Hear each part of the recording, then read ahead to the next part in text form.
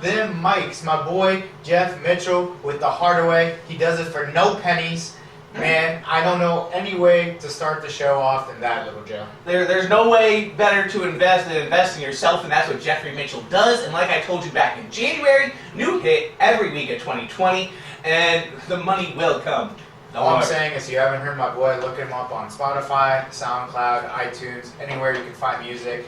I mean, that's the best way to start the show after your nonsense that was last week. So first of all, let me defend this because there's been some gripe and there's been some strife, and allow me to address the gripe and strife. During cancel culture, you did First of all, what does that have to do? I was celebrating a wonderful part of culture, a wonderful part of music, a masterpiece, and that energizes me, that gets me through my day, gives me my cup of coffee. In every single way, and that is Poseidon. Thank you for the God of Sea. Thank you for History La Desperados. And I know I butchered that again. I apologize. That was very white of me once again. But I love that song and will always support that song. Well, next time along we'll do with Jeffrey Mitchell. Next time we'll do like Despacito, and then hopefully that's fine because there's a white kid in there. So, anyways, thank you for rocking with us one more time. This is Face of the Franchise. I am your host, Michael the Pharaoh Shanuti, and always across the table from me is the man of the hour, too sweet to be sour, Lil Joe. Woo. Never sour, love that, baby. Woo! You all eat ass. Fucking just shut up. We all eat out of the same butthole. Yeah. So, but speaking of three players who probably are not going to eat in the same butthole and probably are eating lobster and steak by the end of the night, let's just start one by one. Maybe not so much. Maybe one stop, in my opinion, stopped by the... one said, I'm cool with an Outback Steakhouse. I think he can afford Chick-fil-A. I'm going to say Outback Steakhouse. So the guy we're talking about is Derek. I don't know. Derek Tractorcito Henry. Maybe I'm half off night. My man waited until the clock strikes midnight, I guess. And then he turned back. yeah. He turned back into just an average running back because this was kind of... I mean, it was a good contract. Let me just break it down. Derek Henry led the team to the AFC Championship game. Let's not forget what he did to the Ravens, and let's not forget what he did to the Patriots. He ran all over them. Ryan Tannehill, who threw 100 and something yards in both those games, probably a touchdown. It was under 300 yards in between 3 games. So you've got a running back that probably does a lot for your team. So let's see what he got. He got 4 years, $50 million, $25 million guaranteed. Listen. Here are the running backs that are above him.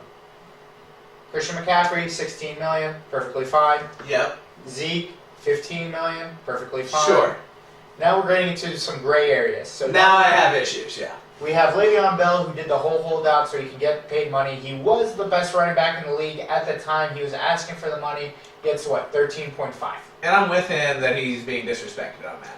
Well, we'll see what happens. Have the same energy in week 6 when I fucking tear up the league.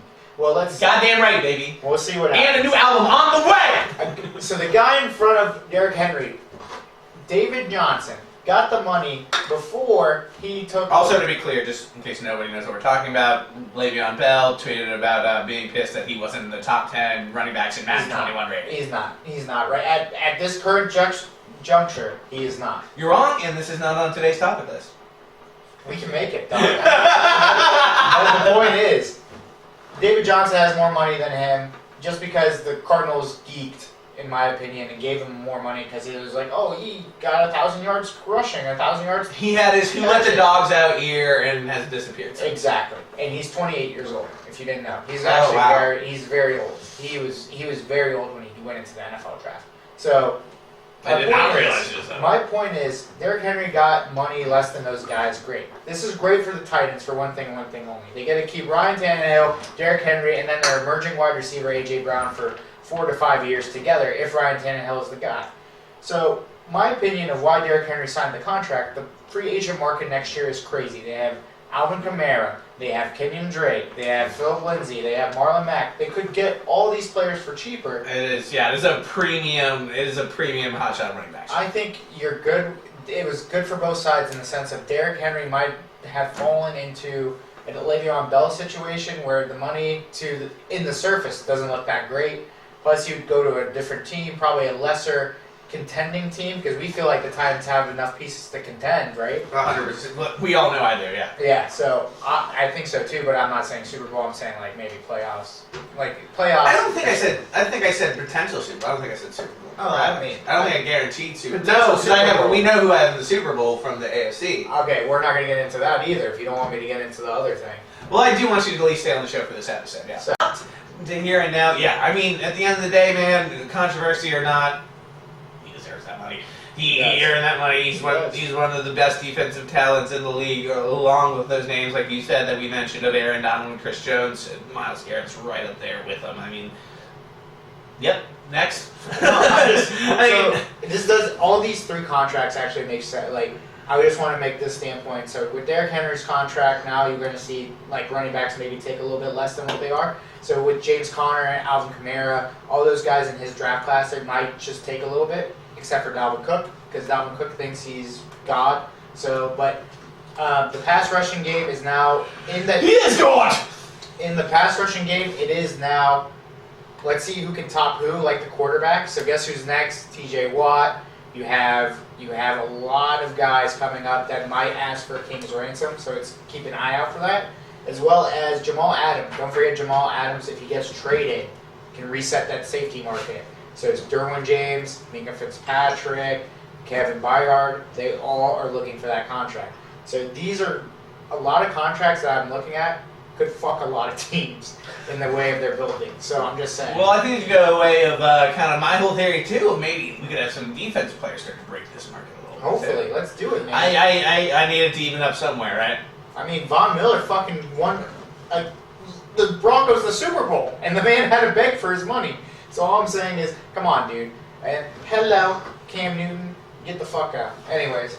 Oh, just had to get that out of your system. I had to get it out. I saw the video of him talking about who he was replacing, like the whole Tom Brady like stigma, and then Victor Cruz asked him a question. He was like, "Hello," and there was like, "That is literally an aunt like talking to her like." I love him, man. He gets so much hate. I love him. I love the way he dresses, carries himself. I've said this on the show before, man. I'm a big Cam fan. He does not deserve. He's probably the most hated player that does not deserve to hate. He's like the LeBron James in terms of hate, not talent. In terms of hate of the NFL. One of the people I talked to was like, I hate him. I was like, what did he do wrong? Like, is he an AB? No, he's just cocky. Who cares? I know. Did he steal your girl? Did he like rob? Did he steal from your family? Dude got a stripper pregnant. Which one of us can throw the first stone at that? Like, come on. But just to let everybody know, the NFC least are least. So good luck with that schedule. You four with all those playoff teams. But anyways, as always, we'd love to end the show. Thank you for rocking with us. We're always here for you guys. If you want to DM us, actually, you know what? I'm gonna let the king take it.